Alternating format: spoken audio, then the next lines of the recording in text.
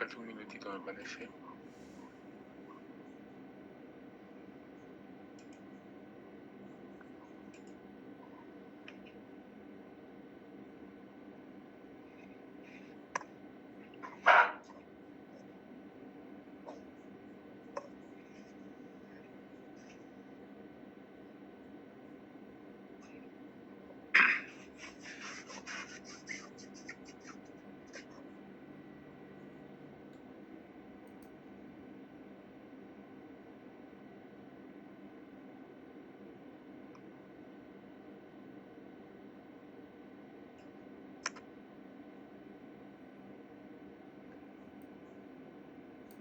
Muy bien, buenas noches amigos, espero que todos estén con bien, que hayan pasado un... Buenas noches, profesor.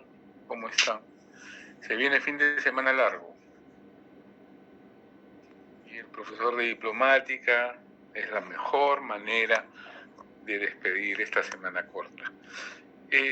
Señores, quiero en primer lugar darles una noticia que va a alterar un poco nuestra dinámica.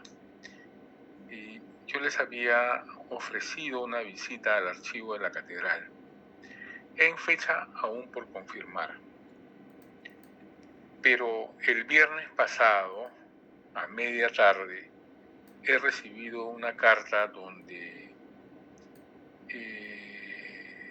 me cesan en el trabajo. Entonces, lamentablemente, no va a poder concretarse esta visita. Porque me hubiera gustado que ustedes vean, por supuesto que con mayor conocimiento de causa, el manejo en el archivo y los materiales que se utilizan como soporte de escritura, tanto códices, papiros, como pergaminos y papel incluso. Pero esto ya lo estoy replanteando y voy a ver qué posibilidad tenemos de visitar otros archivos religiosos. Entonces, nos quedan dos opciones. El archivo del convento de Santo Domingo o el archivo del convento de San Francisco, con cuyos responsables tengo muy buena relación. Entonces, todavía no demos por perdido esta visita, para que ustedes puedan ver in situ estos materiales y cómo se han elaborado, cómo se conservan y cómo se trabajan también, ¿no? Entonces, quería comentarles esto. Ahora sí, nuestra visita va a depender de la accesibilidad que nos otorguen en estos dos espacios archivísticos, ¿no? En estos dos espacios patrimoniales. Entonces, dicho esto, empezamos las clases. Ahora sí, bueno, por lo menos en estos días voy a tener todo el tiempo del mundo como para trabajar más estos temas, ¿no? Y a ver cómo me escribió precisamente hoy el profesor Albizuri, y le comenté que se había postergado, ¿no? la visita a algún repositorio y que próximamente estaría coordinando con ustedes, en principio, y luego con él para ver cómo nos acomodamos a las nuevas circunstancias. Eso es todo cuanto quería comunicarles, amigos. ¿Ya? ¿Me escucharon, no? Sí, profesor. Gracias. Sí, profesor. Muy bien. Gracias, amigos. Entonces, para el día de hoy tenemos el tema 21, continuando con los códices. Si yo les pregunto qué son los códices, ¿qué me responden ahora? Si les pregunto, por ejemplo,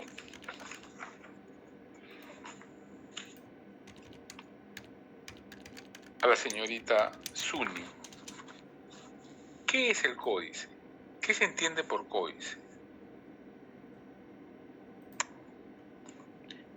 Si la señorita Zuni no puede contestarme, entonces le pregunto al señor Velázquez.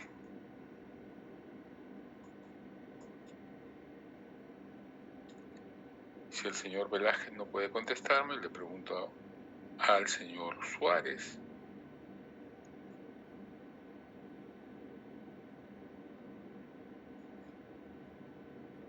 Si el señor Suárez no puede contestarme, le pregunto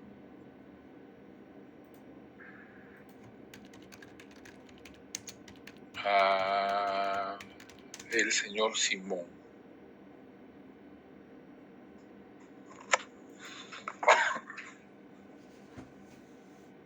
¿Alguien está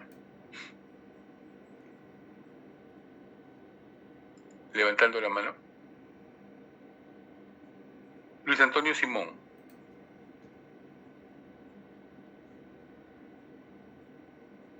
Buenas noches, señor Simón. Si yo le pregunto ¿cómo me define el códice en 3 patadas? Ah, está en el autobús, ya, ok, señor Simón. Entonces esperemos que baje. ¿Alguien puede responderme esta pregunta? Bueno, entonces yo mismo me responderé. El códice usted tiene que tener por sentado que es un libro, efectivamente, señorita Roxana. Es un libro, el señor Luis Antonio Simón dice un libro manuscrito, efectivamente, manuscrito. Bueno, parece que han hecho la tarea y todos están aplaudiendo. Muy bien, sí, es un libro manuscrito, definitivamente. ¿No? Y muy en boga hasta que se descubre la imprenta. Ahora, estos libros manuscritos tienen sus características que ya empezamos a ver la clase pasada. Creo que no les he enviado la diapositiva, ¿no? De la clase pasada, de las 2 clases pasadas. Profesor, sí nos compartió la delegada. Ah, ok, de acuerdo. Estaba pensando en otras cosas. Muy bien, entonces, no se olviden meterle una revisada. Ahora, en esta clase vamos a conversar un poco sobre la ornamentación. Y precisamente, o sea, ¿por qué les paso estos videos? Porque hoy también me gustaría pasarles uno, porque se puede ver, son unos videos muy didácticos acerca de la evolución del manuscrito, como vimos la clase pasada. De repente sí, un poco tedioso, porque los señores pues, precisamente no son Miss ni Mr. Simpatía, ¿no? Pero son bien explícitos, son bien explicativos, bien didácticos y uno puede entender fácilmente. Hoy tengo 2 videos cortitos, uno sobre la ornamentación del códice, porque lamentablemente a través de una pantalla es un poco difícil explicarles la ornamentación, ¿no? Como dice acá, podemos hablar de ornamentación, de iluminación del códice. La iluminación del códice o la ornamentación es primordial. Esto, además, esta forma de ornamentar y decorar, nos ofrece pistas para datarlo en el tiempo, para ubicar el libro en el tiempo, el códice en el tiempo. Y en el espacio geográfico también, ¿no? Nos ayuda a datarlo, en suma, ¿no? Pero el concepto de ornamentación es vasto, es muy amplio. En algunos libros la ornamentación es abundante. Por ejemplo, en el caso... Yo he visto títulos nobiliarios, he visto beatificaciones, que son muy abundantes en dibujos, en colores, en ornamentaciones de las letras capitales, en el entorno de los folios, ¿no? Es bastante ornamentada, pero sin embargo en otros, en los libros corales, por ejemplo, o en evangeliarios, o en libros de oraciones, son muy reducidos, ¿no? Son menos esplendorosos, precisamente por la temática que está tratando. Hay unos donde es sustancial el texto, entonces no hay mucha ornamentación, apenas las letras capitales, y otros donde se trata de historiar la vida o la familia de un personaje determinado, ¿no? Entonces, dependerá de la función que se le vaya a dar al libro, en definitiva, ¿no? Según esto, pues vamos a ver mayor o menor ornamentación.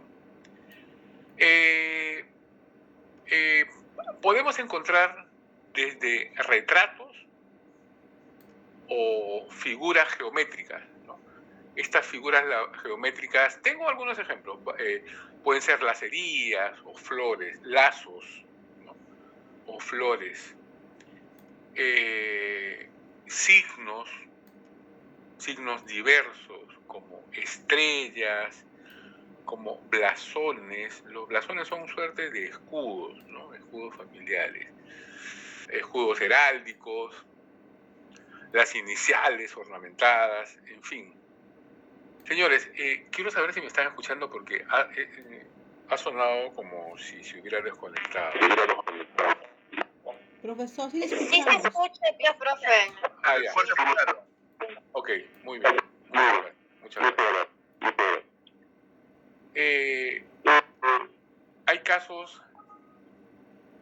Hay casos menos vistosos, ¿no? Como por ejemplo disposición o distribución del texto en el folio que se forman, donde se forman dibujos, ¿no? En formas de triángulo, en fin, de esta naturaleza. Entonces, pero hay que tener en claro que la ornamentación del códice conlleva unas fases. Primero se escribe el texto y luego se ornamenta. Digamos, primero está el texto puro y duro, ¿no?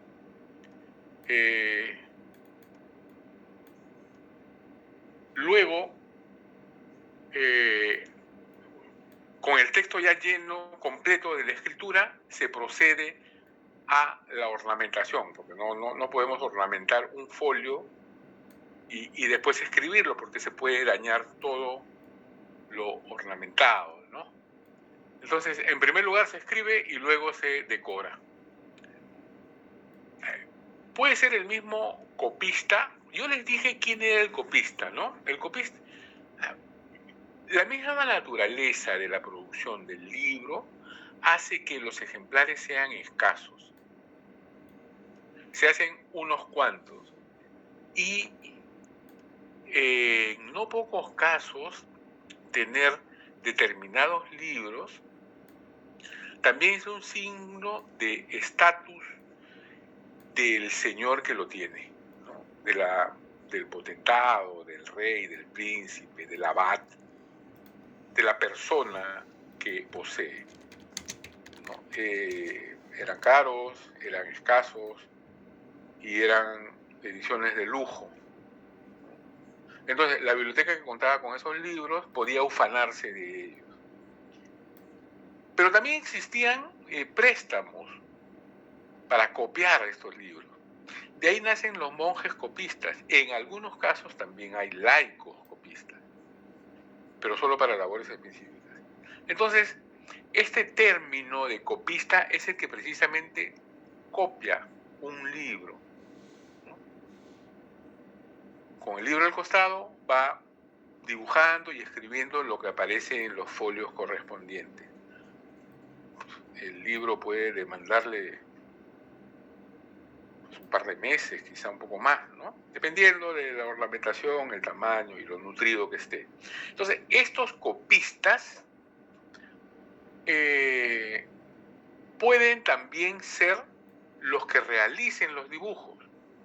En algunos casos, un especialista, una persona, escribe y luego que ha terminado el texto, viene el trabajo del ornamentador. Pero en algunos casos el mismo que copia puede ornamentarlo también.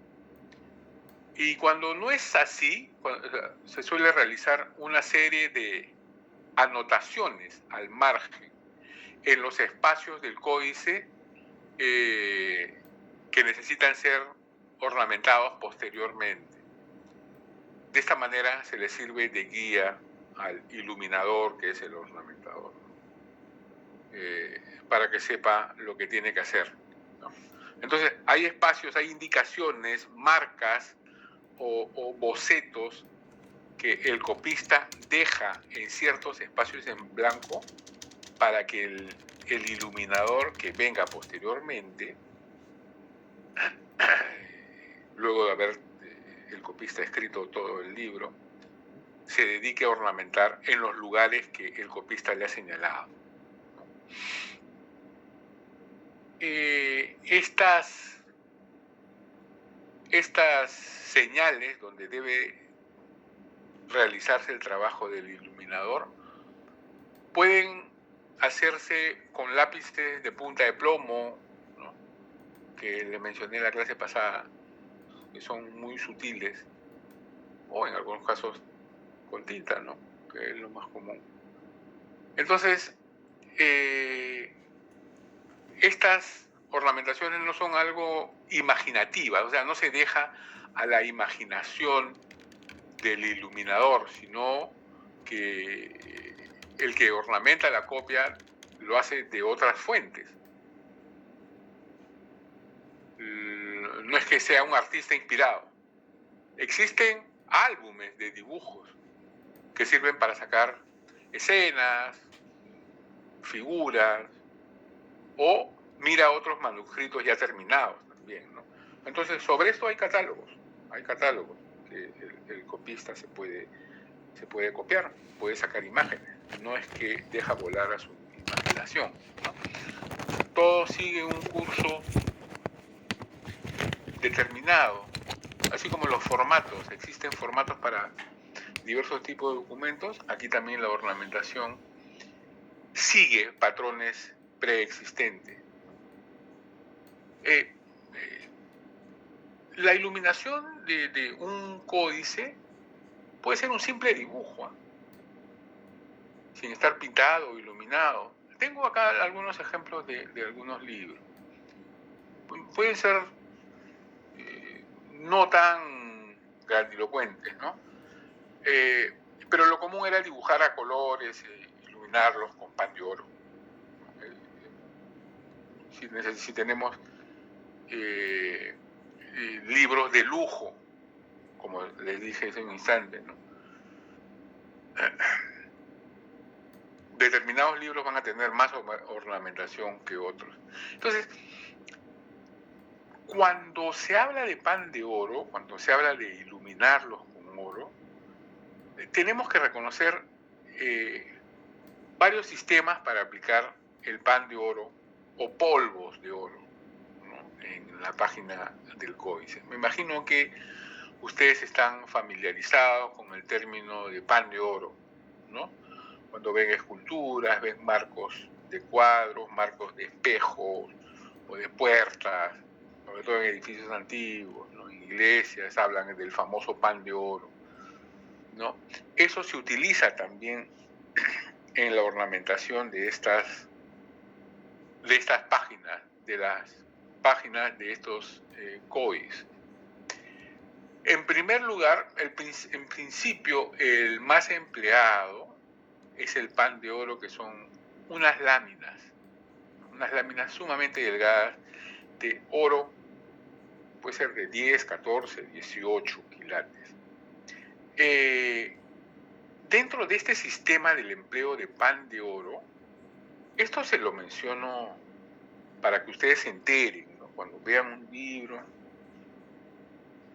ustedes probablemente sería estupendo tener una clase de pan de oro, de ver cómo se aplica, porque hay pan de oro, hay pan de plata, hay pan de bronce, hay un pan de bronce muy bueno que parece oro, ¿no? Que envejece dignamente. Y no es difícil, es trabajoso. Es trabajosa la aplicación y tiene sus técnicas. Entonces, dentro del empleo del pan de oro, dentro de este sistema, encontramos dos técnicas diferentes. La primera es la que se aplica cola, o sea, goma, pero cola animal, ¿no? Se prepara, tiene una preparación especial. Se aplica cola sobre el espacio donde se quiere aplicar la lámina de pan de oro. Y luego, una vez que está más o menos seca, se despliega sobre él la lámina de oro y se bruñe, se frota con una piedra, con ágata. Es un instrumento que tiene en la punta es como un bastoncito, es una piedra de ágata. Se bruñe, o sea, se raspa, se le trata de fijar más para que se pegue lo máximo posible. Y así se le da un aspecto liso, sin arruga, sin pliegues. El pan de oro en el video lo van a ver, el pan de oro es una lámina sumamente delgada que cualquier corriente de aire lo puede arrugar. Entonces por eso hay que colocarlo con una brocha muy suavemente y luego se bruñe para que se fije bien. El otro sistema se aplica una capa de yeso muerto, yeso mate, ¿no? En la lámina y en el espacio donde se quiere colocar. Sobre este yeso se pone la lámina del pan de oro y se bruñe igual, en el mismo sistema. Porque en uno se utiliza cola, goma, y en el otro yeso. Entonces, pero este yeso le da un cierto aspecto de textura, de relieve, no arrugas, pero sí le da una textura, ¿ya? Por lo que en las zonas donde resalta el pan de oro, produce unos destellos bien llamativos. El acabado es muy interesante en este caso.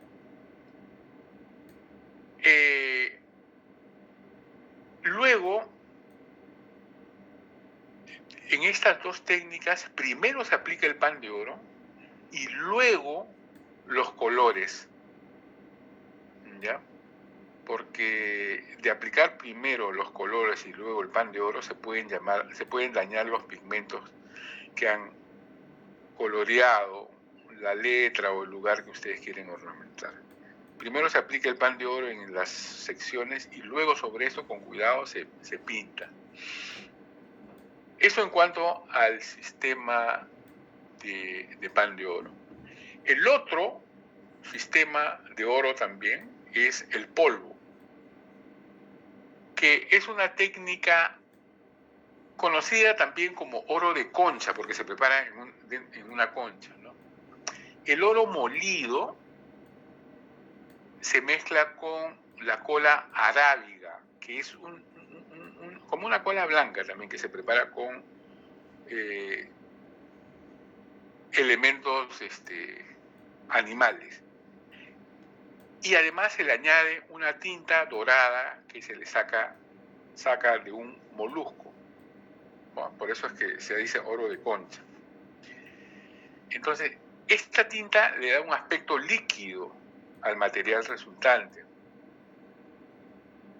Ese líquido se aplica con una pluma o un pincel o un pequeño cepillo. Pero digamos, hablando mal y pronto, es una especie de oro líquido. Esto sí se aplica después de haber coloreado, ¿no? Al revés que el otro. Entonces, sobre los colores, ¿qué colores se emplean para trabajar estas láminas, estos folios que constituyen el códice? Bueno, el color que más se emplea es el rojo. En el códice el color que más se emplea es el color rojo, que va a estar muy vinculado, relacionado con la nobleza, el prestigio, ¿no? Los colores, recuerden que tienen una correspondencia, ¿no? Tienen muchos símbolos, los colores. El rojo es uno de ellos. Este rojo se extrae de diferentes materiales, según la tonalidad que el artista quiere sacarlo, ¿no? Se extrae normalmente de un mineral, el cinabrio, que al fin y al cabo es un óxido, ¿no? Luego también sale tenemos el rojo vermellón, que se obtiene calentando mercurio. Tiene más efectos químicos, ¿no? Mercurio, un sulfuro, y de ahí se convierte en una masa, ¿no? Que forma, luego se deposita y se tritura, y una vez seco se pulveriza triturando, ¿no? Esto, por ejemplo, el vermellón es muy venenoso, es tóxico. La persona que realiza estos dibujos tiene que mojar la punta del pincel con la lengua, ¿no? Con saliva, y sabe el riesgo que corre, pues, ¿no? de poder envenenarse. La saliva parece que es el único adherente que se utilizaba desde antiguo, y esto lo conocen por experimentos y llegan a la conclusión que lo más efectivo es la saliva, ¿no? Se utiliza la cola de conejo, por ejemplo, también, para que el aglutinante sea más meloso. Son técnicas que se trabajan desde antiguo, desde la Alta Edad Media, y hay químicos. Hay un artista, Cennini, italiano, no recuerdo de qué región, pero italiano, que él tiene un tratado sobre pintura y sobre materiales, ¿no? Y es muy seguido por quienes trabajan con tintes, por los artistas de la época, hasta muy entrado el Renacimiento incluso, ¿no? En fin. Luego, otro color también bastante utilizado es el azul, que se extraen de semillas de la planta, del heliotropo, ¿no? Me parece que tengo imágenes de esa planta. Eso por un lado, pero hay un azul mucho más preciado, que es el que sale de esta piedra, ¿no? Lapislázuli. Y es carísimo, además, es un lujo. O sea, la utilización de estos materiales encarecen la obra con las cuales se pigmenta, y da categoría al poseedor de la obra, de la pieza, del libro. Por ejemplo, el lapislázuli es una piedra carísima. Solo se consigue en Afganistán. Es el único lugar en el mundo donde se puede conseguir en estado puro. No sé si ustedes han escuchado hablar del azul lapislázuli. Precisamente hace referencia a esta piedra, ¿no? El verde, por ejemplo, también de un mineral, de una piedra, de la malaquita. El amarillo lo obtienen de tierras volcánicas y del azafrán también, de esta plantita, ¿no?, que se utiliza para la cocina. Es muy caro el azafrán verdadero, ¿no? Hay el blanco, también se utiliza, que es el blanco del albayalde, que es el resultado de un óxido de plomo.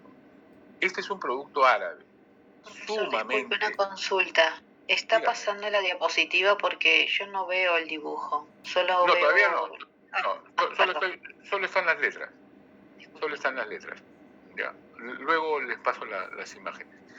Entonces, les decía que el albayalde es sumamente venenoso.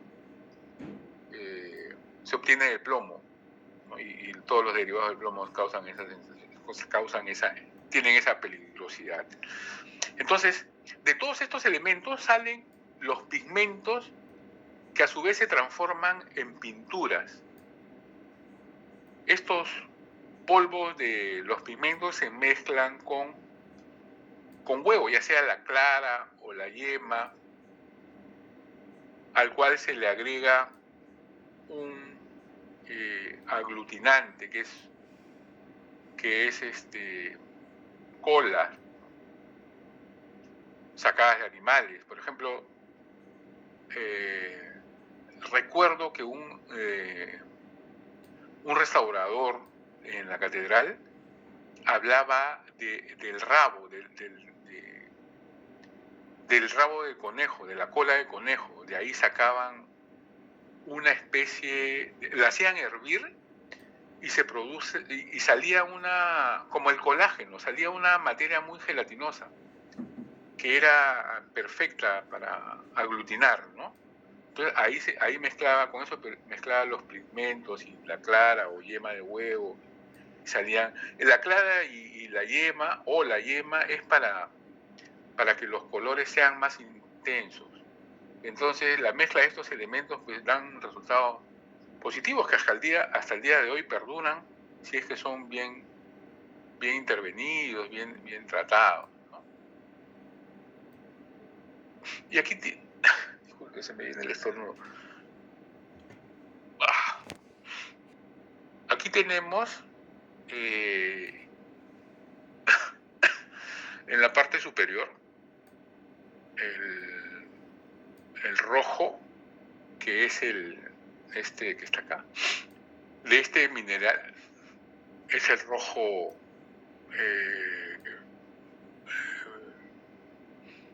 este es el cinabrio y este es el bermellón ya molido. De aquí se saca, este es el heliotropo, perdón, ¿no? Es una planta conocida por todos. Y este es el famoso lapislázuli. Todos estos se muelen, se hacen secar y se mezclan. De acá, esta es la materia prima de los pigmentos. Esta es la malaquita, que es bastante conocida, ¿no? Es frecuente verla. Esta es la malaquita. Este es el azafrán, conocido por todos nosotros, que son estas partículas que nacen de esta planta, ¿no?, del interior. Y estas son pastillas del blanco albayalde, que es un derivado del plomo. Se solidifican la masa y se presentan en estas pastillas que se van a pulir luego y se van a aplicar sobre los muros para blanquear algunos papeles, ¿no?, también.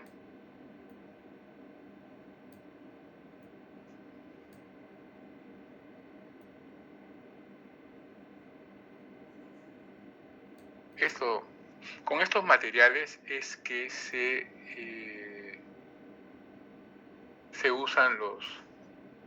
ornamentan los pigmentos.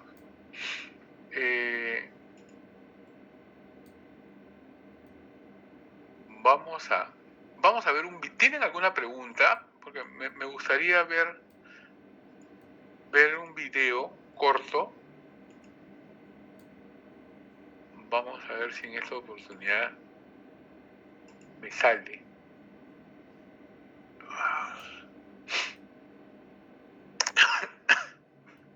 Les voy a mostrar primero. ¿Pueden ver esta imagen?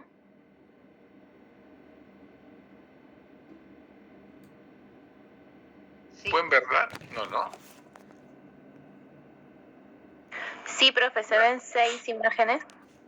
Ya. Estas son imágenes de folios de libros corales. Estos folios, voy a mejor presentarles de uno en uno. Estos folios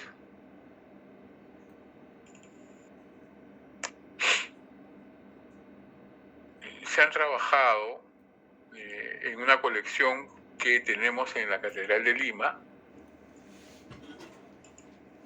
Es de, ahora se ve mejor, ¿no? Es de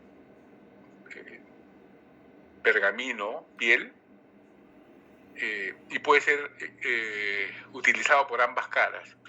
Esta piel tratada pues debe medir unos 50 centímetros de alto, entre 40 y 50 centímetros por 30 de ancho.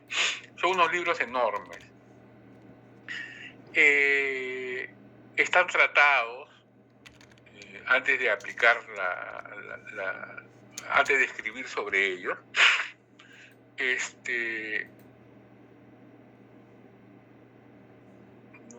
No sé si ahora pueden apreciar mejor cómo se ha procedido a escribir.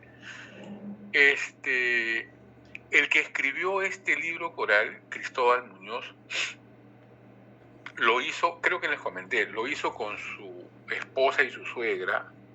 Este señor era el maestro, el oficial, y su esposa y su suegra no sabían leer ni escribir. Entonces lo que él hacía era diseñar esto sobre estas cajas de renglón en rojo, y ellas se encargaban de rellenarlos copiando unos modelos. Luego él esbozaba estas letras capitales, y ellas se encargaban de rellenarlo con colores únicamente, ¿no? Y así todo, según las indicaciones que él le daba. Y esta no es ninguna novedad, esto se hacía siempre en Europa y en América. Nosotros copiamos los libros que venían por encargo desde Sevilla, porque Lima y el Virreinato del Perú, eclesiásticamente hablando, dependía de Sevilla. Entonces lo que se cantaba en Sevilla se cantaba acá en Lima. Probablemente pueden ver, ¿no? Esta A no es, digamos, el sumum de la ornamentación, pero ahí está. Estas hojas se han reutilizado posteriormente, ¿no? Se borran lijándolas con piedra pómez molida y sale todo. Luego se le trata nuevamente con cal y se escribe sobre ella.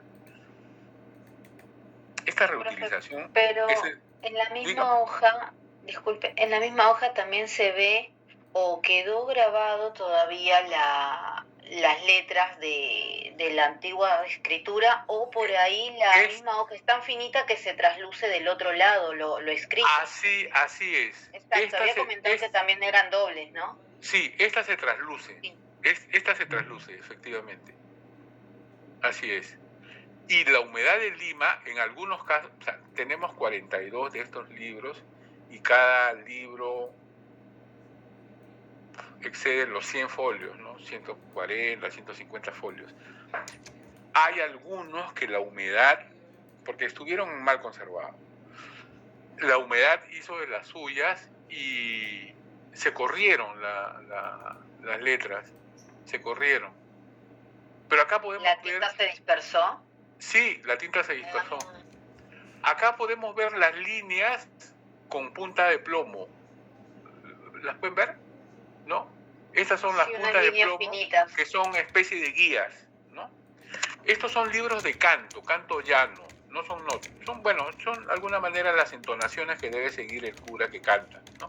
Estas son las letras y estas son las entonaciones.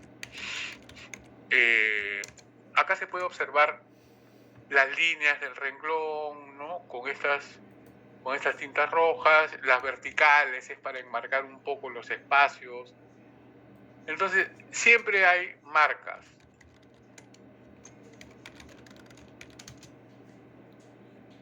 ¿Ya? Por ahí tenemos pocos, pero sí tenemos folios ornamentados maravillosamente. Lamentablemente no los he podido ubicar todavía. O sea, en el archivo que estoy manejando no los puedo encontrar. Sino con más libertad se los mostraré la próxima vez. Por ejemplo, les decía que no todos tienen que estar sumamente ornamentados, ¿no? Acá tenemos un folio cuya letra capital está en negro nomás, con tinta negra, ¿no? Pero tiene unos motivos bastante rebuscados, son lacerías de lazos, ¿no? Lacerías, algunos elementos geométricos también. Acá no se nota mucho, pero sí hay algunas letras capitales que son bastante geométricas. Y son sencillas. Este libro no necesita tanto ornamento, porque la función de este libro es cantar. O sea, mejor dicho, que canten, ¿no? Los curas de la catedral cantaban, eran enormes porque tenían que verse de lejos, desde sus sillas. Entonces por eso eran tan grandes. Y había uno, no necesariamente sacerdote, era el apuntador que señalaba qué línea debía cantarse, ¿no? Entonces no necesita mayor ornamentación.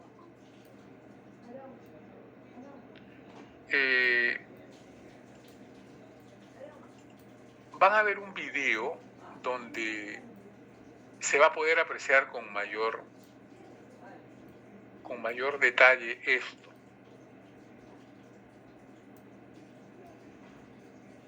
La decoración del códice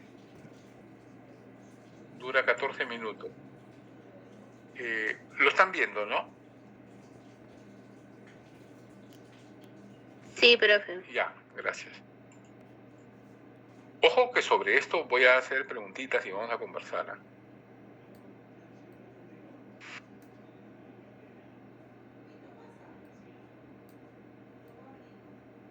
Pero no se escucha, profe.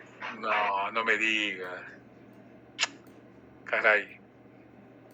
¿Mi simpatía? Profesor, ¿puso compartir una pestaña? Sí, compartir una pestaña. ¿Segura que no se escucha? Nada, profe. Dios mío. Bueno, cuando uno no sabe, no sabe, pues. ¿Qué hacemos ahora? ¿Qué hacemos para escuchar a mi simpatía? Vamos a salir.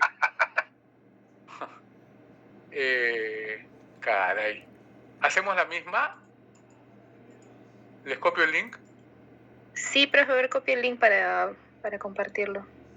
Ay, Dios, tienen un profesor, pues, que a duras penas maneja su celular.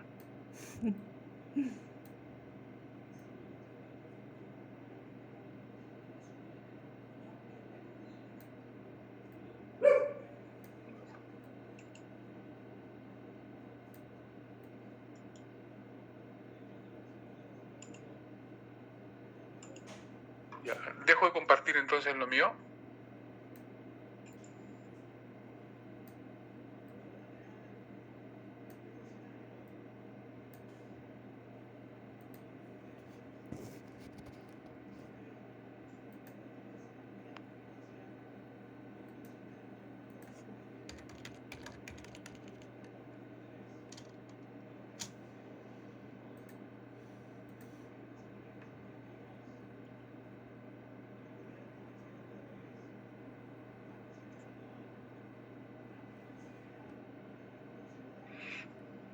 es ese video, ¿no, profe? A ver, por favor, que avance. Decoración, sí.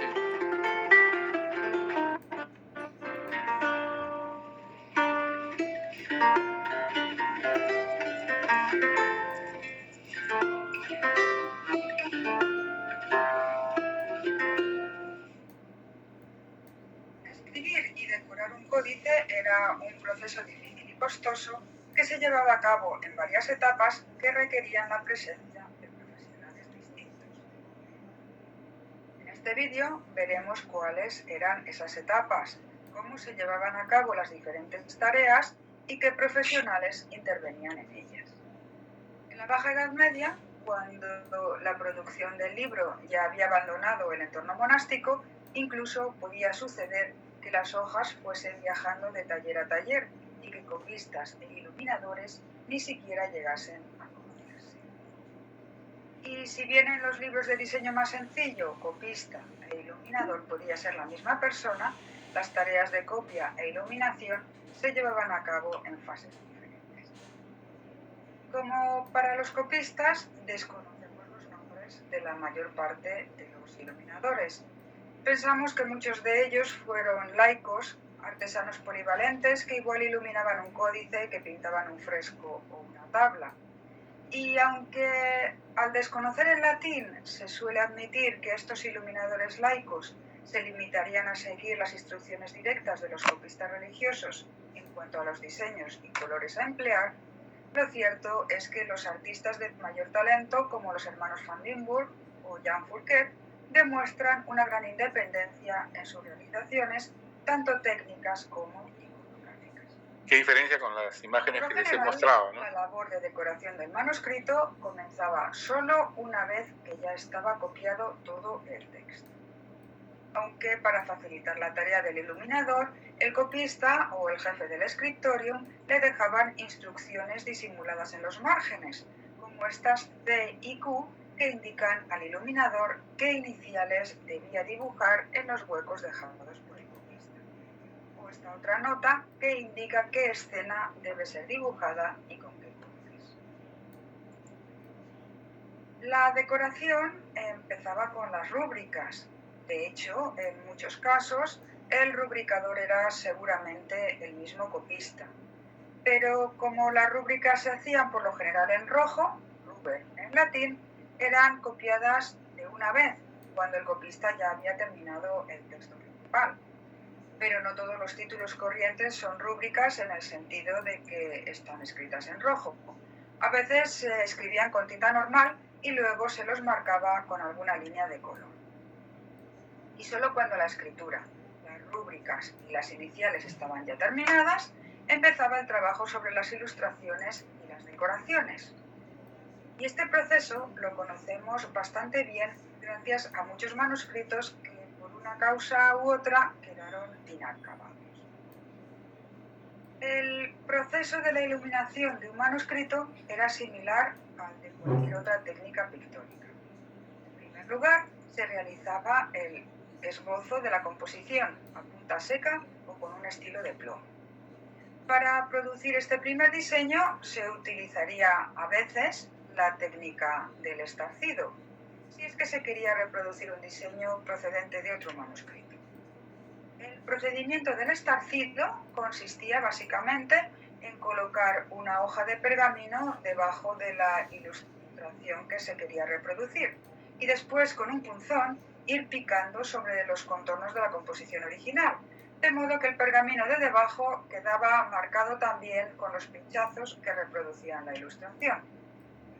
Entonces el ilustrador tomaría esta plantilla resultante que superponía sobre la hoja de pergamino destinada a recibir la nueva ilustración y frotaba su plantilla con un cisquero o muñequilla, que era un saquito lleno de yeso o pigmento molido, de modo que el polvillo penetraba por los pinchazos y el diseño se traspasaba en forma de puntitos a la hoja de abajo.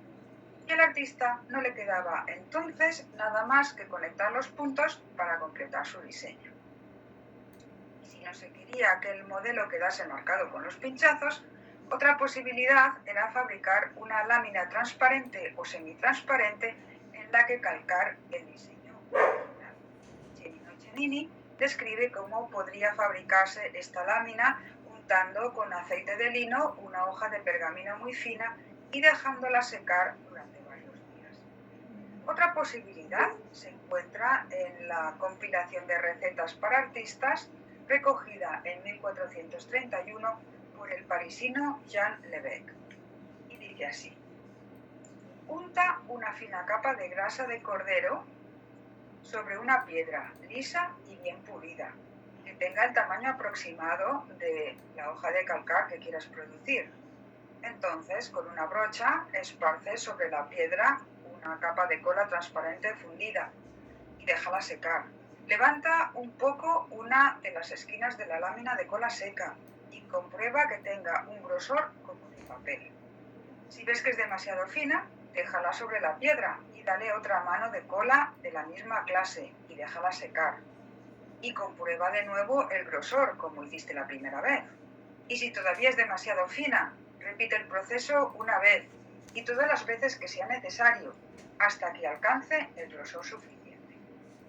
Entonces, retira la lámina de cola de la piedra, lo que te será fácil debido a la capa de grasa de cordero que impide que se pegue a la piedra. Y ya tienes tu papel de calcar. Y luego Cennini nos explica también cómo utilizar esta lámina. Para copiar una cabeza o una figura o media que te haya gustado porque ha sido realizada por la mano de alguno de los grandes maestros y asegurarte de que haces los contornos correctamente, pon el papel de calcar sobre la figura o dibujo y fija bien las 4 esquinas con un poquito de cera roja o verde. Verás que la figura originaria se ve perfectamente debido a la transparencia del papel de calcar. Toma entonces una pluma bien afilada o un pincelito fino y haz resaltar las líneas del contorno del dibujo de abajo y en general las sombras lo mejor que puedas. Y entonces levanta tu papel y puedes darle todos los toques que quieras, marcando los relieves o las luces. Una vez que se tenía el diseño básico, en un segundo momento se repasaban los contornos con tinta negra. Entonces era el momento de empezar con los dorados. El pan de oro no podía aplicarse después de los colores porque durante el vigoroso proceso de bruñido que se necesitaba se hubieran podido, acaso, dañar los colores. Los panes de oro podían aplicarse bien directamente sobre el pergamino o bien sobre un preparado especial. Cuando los panes de oro se aplicaban directamente sobre el pergamino, el aglutinante solía ser la cola de ajo mezclada con goma arábiga, la clara de huevo o la cola de pescado. A veces el aglutinante se teñía de amarillo con azafrán o de rojo con bermellón para enriquecer aún más el color dorado. Si el artesano decidía no aplicar los panes de oro directamente sobre el pergamino, aplicaba previamente sobre las zonas que iba a dorar luego una preparación que solía ser de yeso, bulo de Armenia, blanco de plomo, bermellón, ocre o una mezcla de ellos o alguno de ellos, templada con colas animales.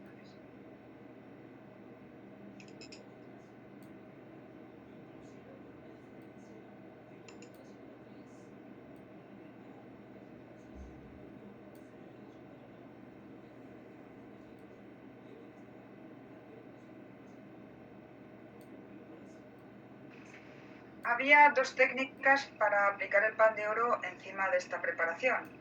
En la manera húmeda se dejaba secar la preparación y a continuación se humectaba con un aglutinante y se aplicaba luego el oro. En la manera seca se añadía a la preparación un ingrediente como la miel o el azúcar que dejaban la superficie pegajosa y el oro se fijaba con la simple presión de un algodón o con un diente de oro. Tanto si los panes de oro se aplicaban directamente sobre el pergamino o encima de una preparación, se solían bruñir con una piedra de ágata o con un diente de perro o de algún otro animal. Cennini aclara que para bruñir debería utilizarse una tabla de madera muy buena y muy lisa para apoyar el pergamino durante el bruñido.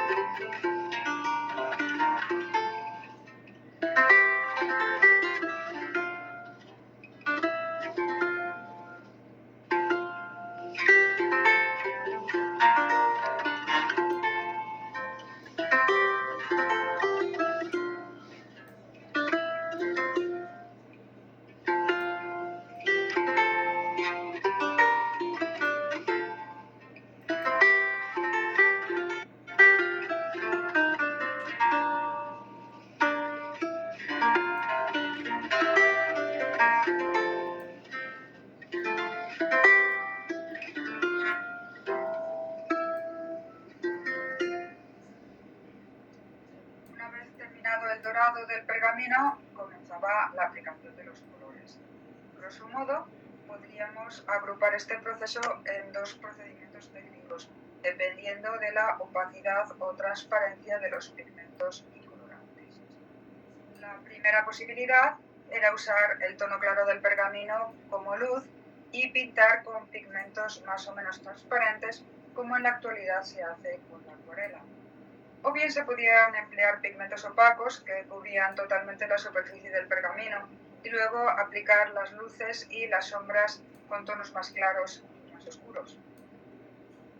Este último fue el procedimiento empleado normalmente hasta el siglo XIII y es básicamente igual al que se sigue en la pintura sobre tabla, empleando los mismos materiales y técnicas para conseguir los efectos de volumen.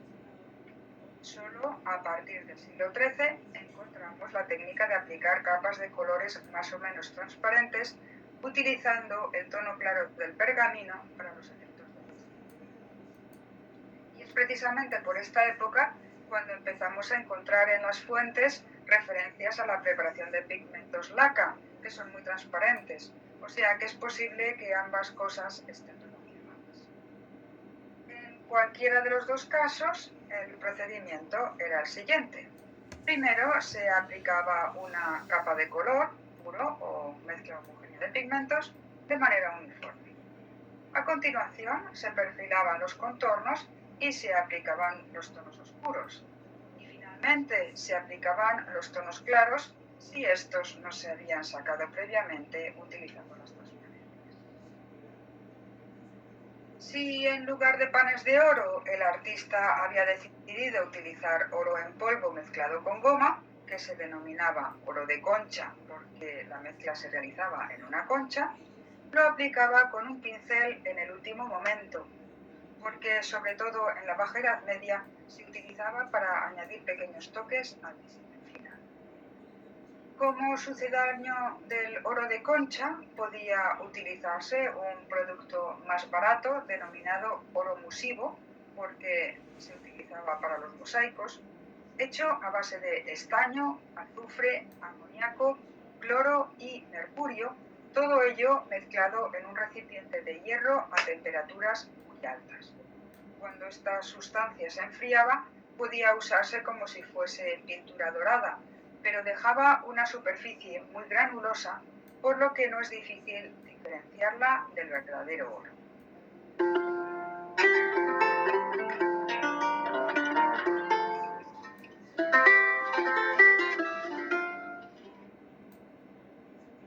Muchas gracias por ayudarme en compartir este video. Encontré algunas imágenes que les quiero mostrar.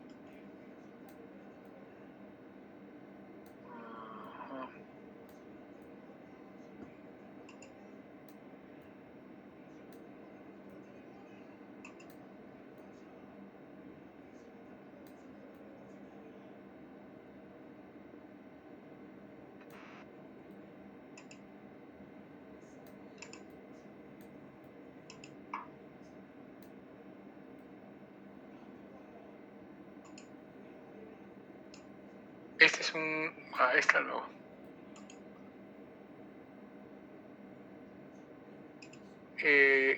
Había encontrado un folio de estos libros corales donde motivos florales, ¿no? Este es un capullo donde están saliendo unos frutos, tienen pan de oro. Tanto en la letra, que en este caso es una T, ¿no?, como en el marco. Luego de haberlo dorado, se aplicaron los colores como nos han enseñado en el video. Pero este dibujo, por el estilo que puedo apreciar, es bastante tardío. Tiene lo que se conoce como rocalla, ¿no? Estas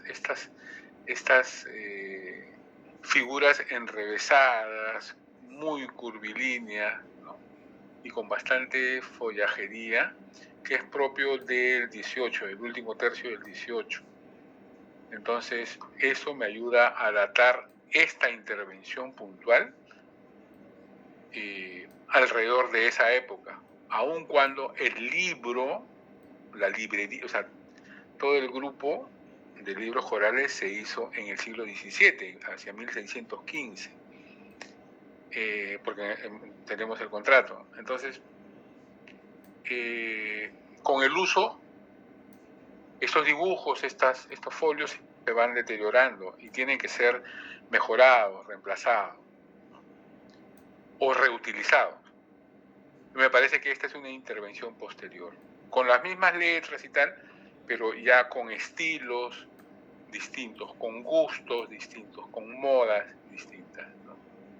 Esto me hace suponer eso. Si ustedes me permiten, quiero mostrarles otras imágenes que hablan de motivos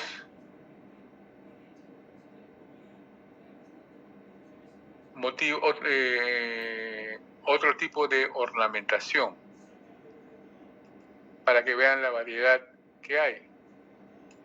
Este, lamentablemente, es un folio, se puede ver, ¿cierto? Es un folio donde acá probablemente había una gran letra capital. Ahora hay un hueco, alguien la cortó y se lo llevó. En un tiempo se pusieron muy de moda, no sé si ustedes han visto, pantallas de lámpara de este material. Recortaban de conventos, de estos libros corales, y como es un material, al fin y al cabo, es un cuero sumamente delgado y translúcido al contacto con alguna fuente de luz, entonces envolvían con pantallas de lámpara de mesa estos pergaminos, ¿no? No me imagino cómo ha sido esta letra de ornamentada para que alguien haya recortado, pero solo ha quedado el resto del marco, ¿no?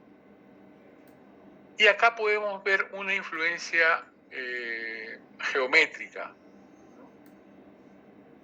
De raigambre morisca. Esto es anterior a la imagen que vimos de la D floral con dorado, ¿no? Esto es anterior. Esto probablemente sea el original del 16, del 17. Así como esta, este es un gran atentado para el patrimonio, por supuesto, ¿no? Pero así ya lo encontramos.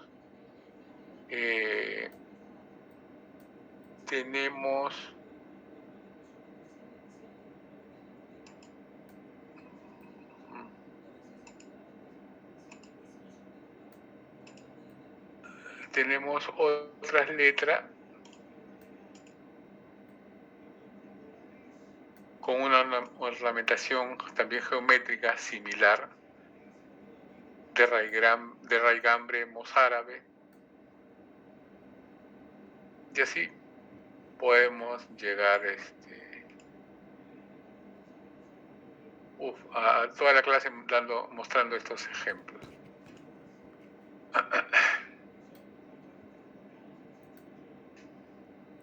Bueno, ¿tienen alguna pregunta sobre esto? Me parece que el video, aunque poco divertido, pero ha sido bastante ilustrativo acerca de cómo se desarrolla la ornamentación de las páginas de un folio, ¿no? De un códice. Entonces, veamos ahora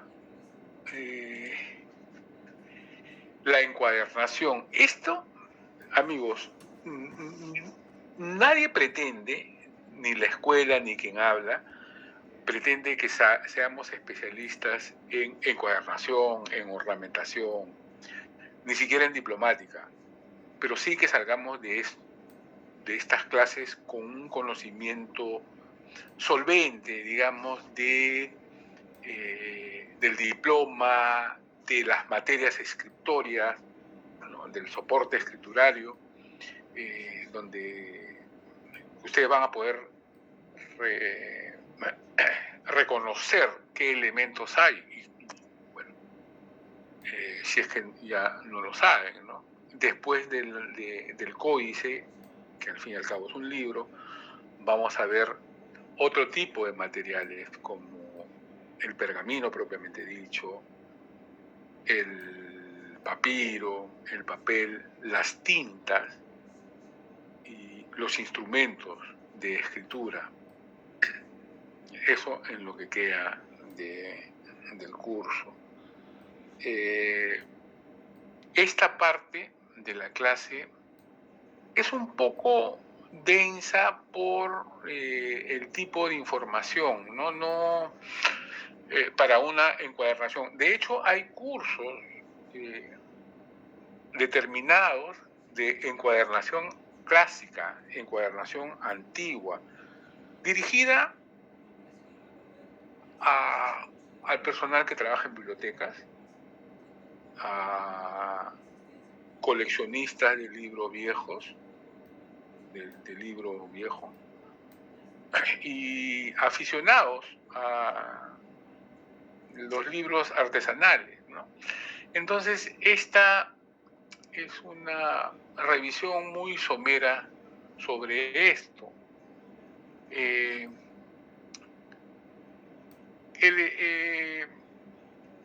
Encuadernar es el acto de unir y coser varios cuadernos y ponerles cubiertas para formar un volumen, ¿no? Esto que parece un dato conocido, no lo es tanto, no lo es tanto. La encuadernación es el resultado precisamente de esta actividad, de la unión de cuadernillos. Si ustedes recuerdan la clase pasada, ¿qué es un cuadernillo? ¿Cómo está conformado?, ¿no? Varios cuadernillos cosidos uno al lado de otro conforman un libro. Esta es una operación, si se quiere, que se realiza en el códice, con la cual quedaba completo la forma del libro y sirve para mantener los cuadernos unidos, ordenados, como no, protegidos. Pero también podía añadirse decoración y lujo, de acuerdo a la encuadernación, ¿no? Hay encuadernaciones lujosísimas, hay encuadernaciones elementales, de cuero, de madera, del propio pergamino también, o de tela, ¿no? Aunque sabemos que algunos libros circularon sin encuadernar, ¿no? Solamente con los cuadernos cosidos entre sí, pero sin tapas ni cubiertas. Esto no era tan extraño, ¿no? Entonces, precisamente en la parte del curso que estamos viendo, que es codicología, el estudio de las encuadernaciones puede ser, de hecho es relativamente reciente,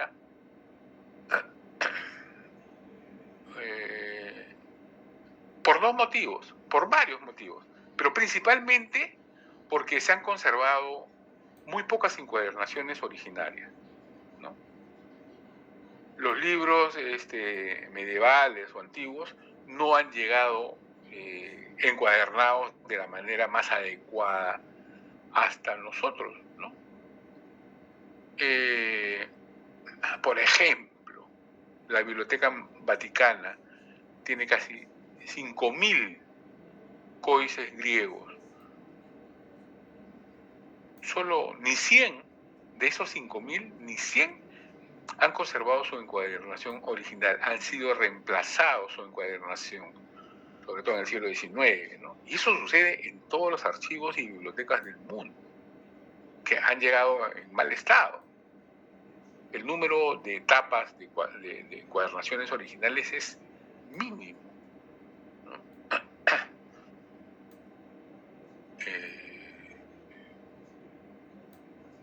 La pérdida de estas encuadernaciones originales se debe en gran parte a que el uso del libro hace que los vínculos que unen los cuadernillos se rompan y se haga necesaria una reencuadernación, ¿no? El uso de los libros hace que esto se vaya deteriorando, ¿no?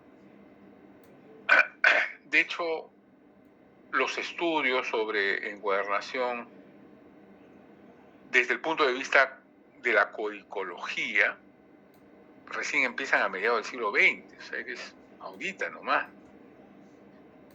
Antes a eso ocasionalmente aficionados, coleccionistas, ¿no? Lo hacían, pero era considerado arte menor. Y en la actualidad solo se puede estudiar estos aspectos de encuadernación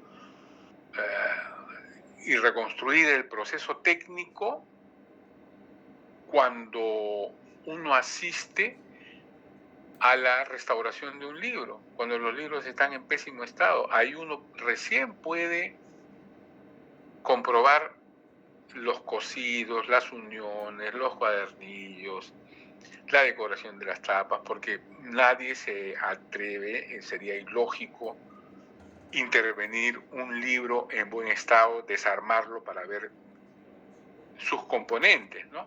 Entonces, se tiene que aprovechar el mal estado de un libro que va a entrar a restauración para aprender más de él, disculpando la figura forzada, como una autopsia, ¿no? La ciencia evoluciona cuando a los cadáveres se le va diseccionando y se le va conociendo los organismos, los músculos, la conformación ósea, ¿no? Igualito es un libro. Sabemos su conformación, sus componentes, cuando el libro está desarmado. Solo así. Entonces, las partes de la encuadernación. Vamos a complicarnos un poco, pero son 9:36, caray. Tenía un video sobre esto, pero creo que no. Es un video de apenas 7 minutos.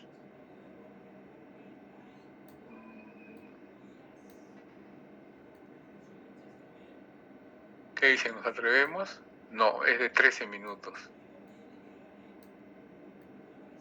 Mejor lo dejamos para la próxima clase. Y ahora vamos a revisar someramente de lo que se trata ya. Para describir la encuadernación, en primer lugar nos vamos a topar con una complicación que es el vocabulario.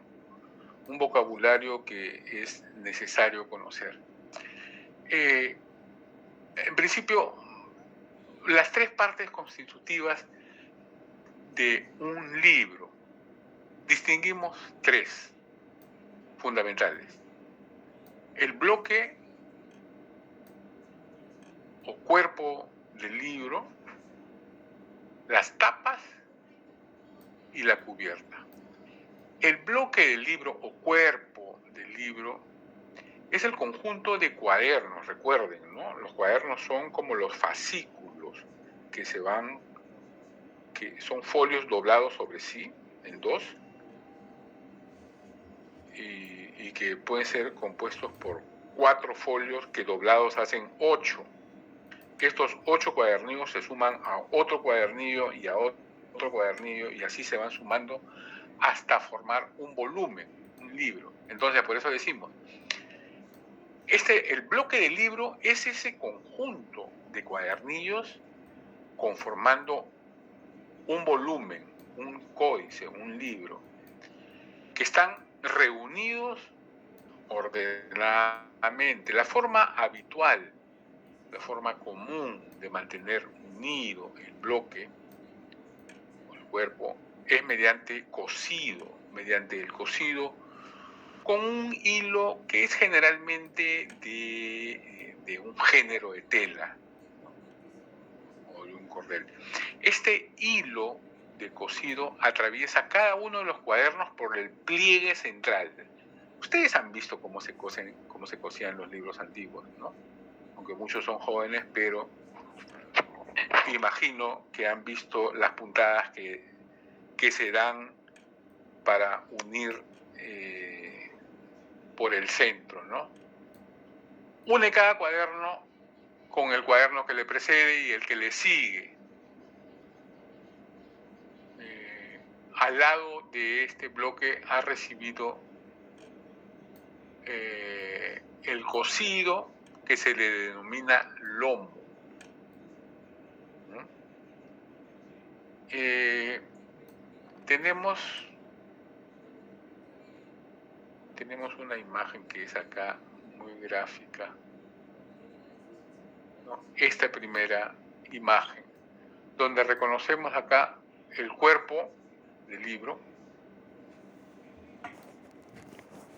cómo está conformando, y estos son acá se puede ver los cuadernillos que van cosidos por el medio de los pliegues hacia el lomo, ¿no? Como su nombre lo indica, acá están las partes de la encuadernación.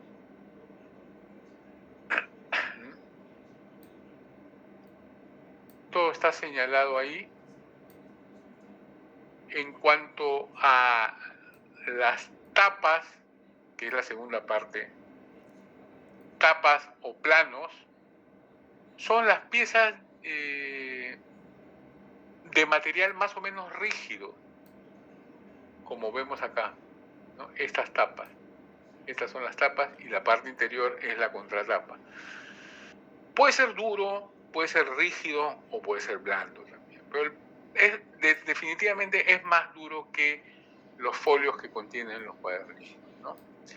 Esta sección rígida se coloca a ambos lados, ¿no? Conformando la tapa, a ambos lados del cuerpo, para protegerlo precisamente.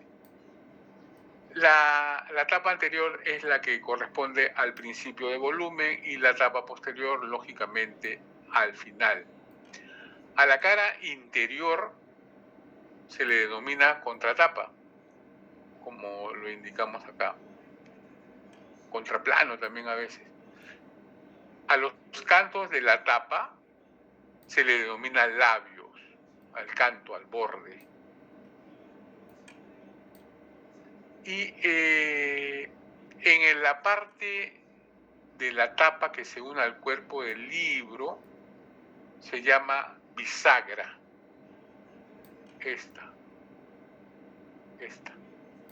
Este es el lomo. La tapa bisagra se une con el lomo. Suele suceder que las tapas son ligeramente más grandes que el cuerpo del libro para brindarle una mejor protección a las hojas, ¿no? Entonces, en algunos casos también la parte de la tapa que sobresale con respecto al bloque recibe el nombre de ceja, la parte que sobresale, ¿ya?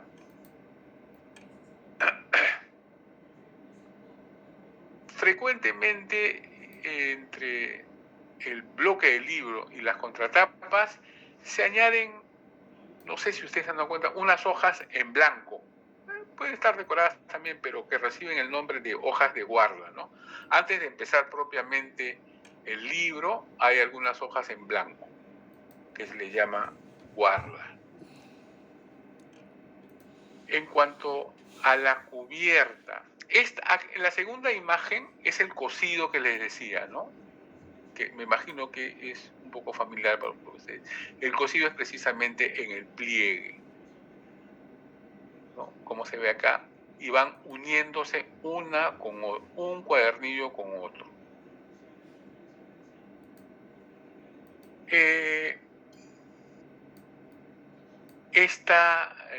Son tipos de costura, de cadeneta a una hilada, de cadeneta a 2 hiladas, ¿no? Este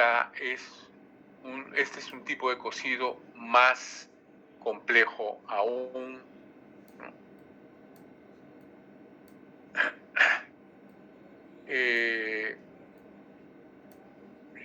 Como saben, el cosido es la técnica por la cual estos cuadernillos son unidos entre sí, ¿no? Luego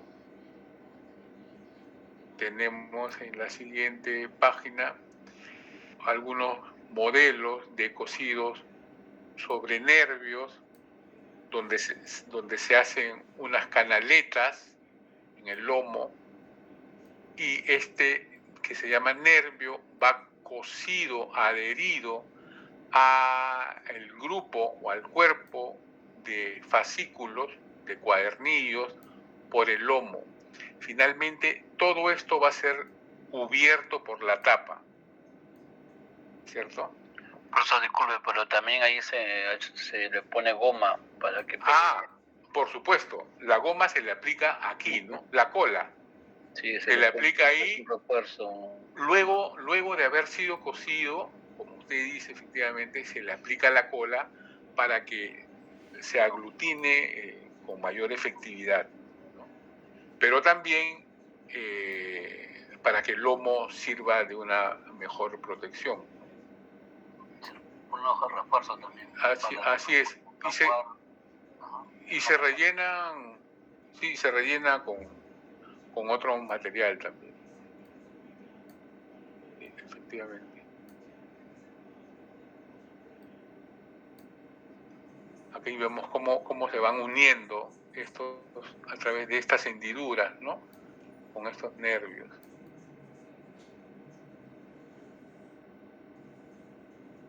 Y bueno, acá tenemos más modelos de otros tipos de costura. No sé si ustedes han tenido acceso o han podido ver en algunos archivos cómo están cosidos ciertos volúmenes, ¿no? No solo en bibliotecas, también los documentos por ejemplo, los documentos notariales, ¿no? Están cosidos los expedientes así. Cada 2 años van cosiendo toda la documentación generada por las escribanías, ¿no? En los archivos se puede apreciar esto claramente.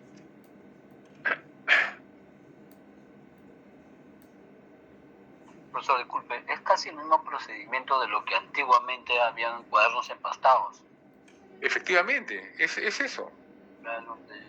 Es una tradición que se ha seguido manteniendo incluso hasta el presente. Bueno, cada vez van quedando menos. Sí, cuaderno empastado ya no encuentran, pocos son los. Sí, ya no, ahora simplemente es el empastado de industrial, ¿no? Pero de este tipo hay. Yo he conocido a un señor ya de avanzada edad que iba a darnos este servicio de encuadernación. De hecho, no sé si ustedes conocen al profesor David Fernández. Él también ha enseñado en la escuela, ha sido funcionario del Archivo General de la Nación. Él da cursos todavía, creo, sobre encuadernación clásica, encuadernación antigua.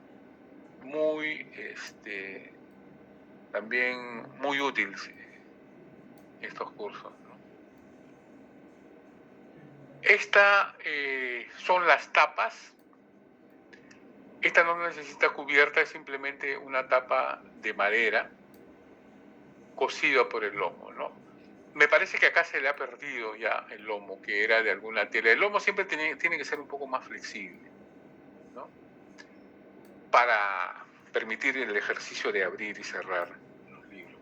Y acá en esta otra imagen vemos la contratapa, cómo se rellena con otro material también para reforzar de alguna manera, ¿no?, el tránsito entre la tapa y el cuadernillo. ¿Eso era con engrudo, profesor? Con engrudo, sí, con engrudo, con cola, y esto hacía que este animalito pues se dé unos banquetes tremendos, ¿no? El pez plateado, este pececito, que le dicen pececito, ¿no? Su nombre técnico no recuerdo, pero se le conoce como el pececito plateado, ¿no? Termina en cola en 2 puntas. Eso es el banquete, el engrudo es el banquete para ellos, ¿no? No come papel, ¿no? El papel se encarga otros animalitos, pero le encanta la goma y el engrudo. Los sellos pegados, por ejemplo, también se los come la cera. Ya me estoy quedando sin tiempo, ¿no? Bueno, estos son otros tipos de encuadernaciones, quizás más modernas, que tienen una pestaña que cierra para darle mayor guarda. Esta es una media encuadernación, que el lomo es de un material y el resto de las tapas puede ser de tela, de marroquín, de otro material. En este caso también tiene una especie de llave, ¿no?, para cerrar completamente. Y tiene otro sistema de cierre también, de cartera. Bueno, creo que acá nos vamos a quedar porque ya va a ser hora y tengo que pasar lista. Esto lo vamos a ver, acá no tenemos, amigos, clases hasta el 5 de julio, me parece, ¿no? Y vamos a avanzar con esto. Nos demandará media clase y luego vamos a hacer prácticas, ¿ya? Vamos a hacer prácticas para ver cómo estamos yendo hasta el momento. Los grupos el grupo que no tiene nota, les voy a enviar a la delegada el tema, por favor, señorita Paredes, para que lo hagan este fin de semana, aprovechando que es un fin de semana que van a estar aburridos, para que hagan el trabajo grupal, la práctica grupal, y que me lo entreguen el próximo miércoles. ¿Ya? Les voy a agradecer. Muy bien. Entonces... Profesor, disculpe, ¿esa indicación que acaba de dar es para todos los grupos? No, es para el grupo que no tiene nota. No entregó lo anterior. Y para lo que teníamos 12 también. Sí. Ese ha sido un reclamo que ha salido de... Usted prometió, profe. Sí, no me olvido. Pero ese ha sido un reclamo que ha salido de lo más recóndito, ¿no? Totalmente. Profe, también no se olvide pasarle a la delegada esta diapositiva, porfa, porque en el aula virtual solamente está hasta la clase 17, hasta la sesión 17. No. ¿Sí? Sí.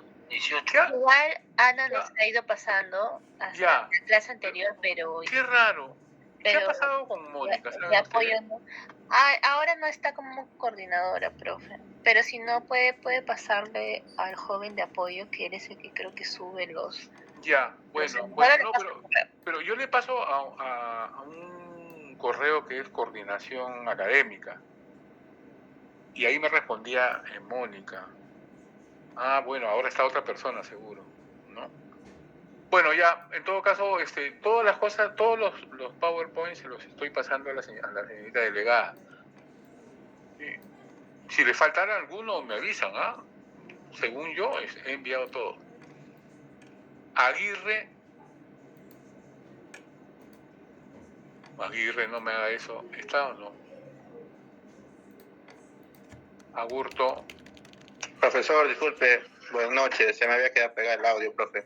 Ya. Se quedó apagado usted. Agurto. Presente, profesor Fernando. Buenas noches. Gracias, buenas noches. Anchelia. Presente, profesor. Buenas noches. Buenas noches. Ángeles. Buenas noches, profesor. Presente. Gracias, buenas noches. Aparicio.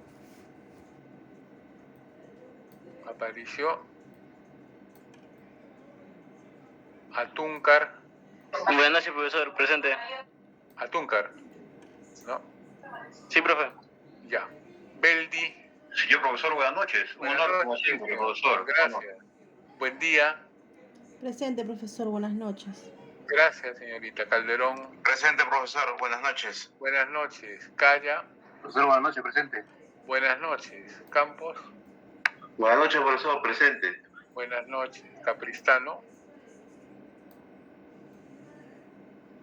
No está Capristano. Córdoba. Buenas noches, profesor. Presente. Buenas noches. Espino. Buenas noches, profesor. Presente. Buenas noches. Gutiérrez. Buenas noches, profesor. Presente. Buenas noches. Señorita. Guamaní. No está. Lescano. Buenas noches, profesor. Presente. Buenas noches, señorita. Mirano. Presente, profesor. Buenas noches. Buenas noches. Muñoz. Buenas noches, profesor. Presente. Buenas noches. Obando. Buenas noches, profesor. Presente. Gracias. Pajuelo. Presente, profesor. Buenas noches. Gracias. Paredes está. Parodi. Presente, profesor. Buenas noches. Gracias. Ramos. Profesor, buenas noches. Presente. Gracias. Sarmiento.